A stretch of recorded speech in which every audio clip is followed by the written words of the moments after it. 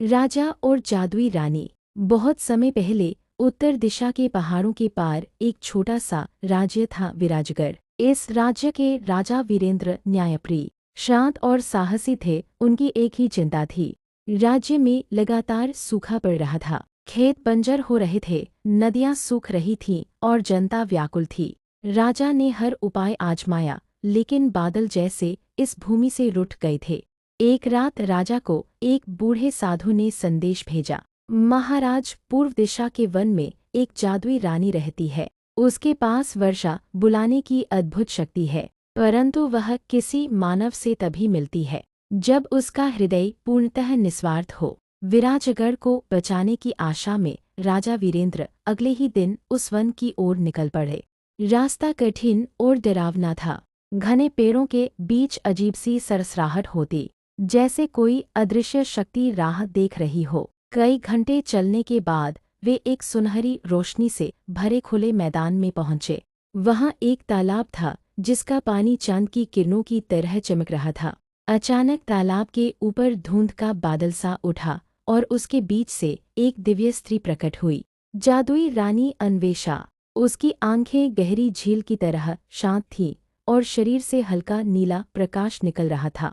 रानी ने कहा, राजन, मैं जानती हूँ कि तुम क्यों आए हो, लेकिन वर्षा लाना आसान नहीं। इसके लिए तुम्हें 3 परीक्षाओं से गुजरना होगा, साहस, संयम और सच्चाई की परीक्षा। राजा ने सिर झुकाया और परीक्षा स्वीकार कर ली। पहली परीक्षा, साहस। रानी ने हाथ उठाया और उनके सामने काले धुएं से बना एक भयानक राक्षस खड़ा हो गया।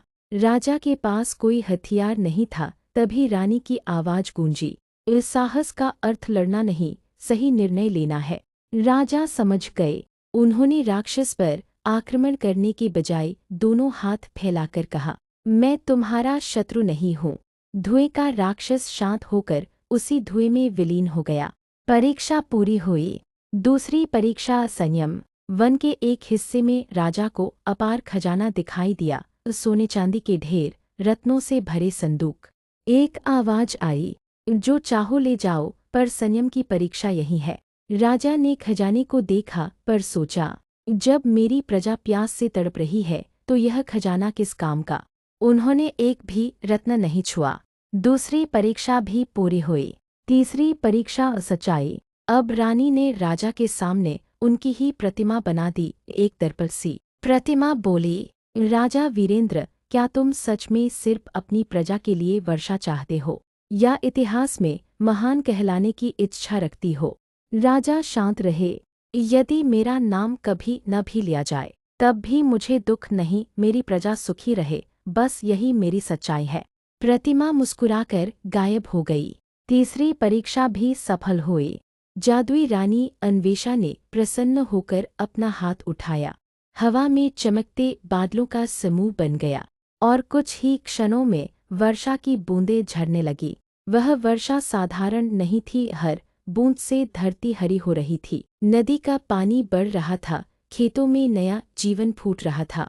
रानी ने कहा, राजन, तुम्हारा हृदय निर्मल है।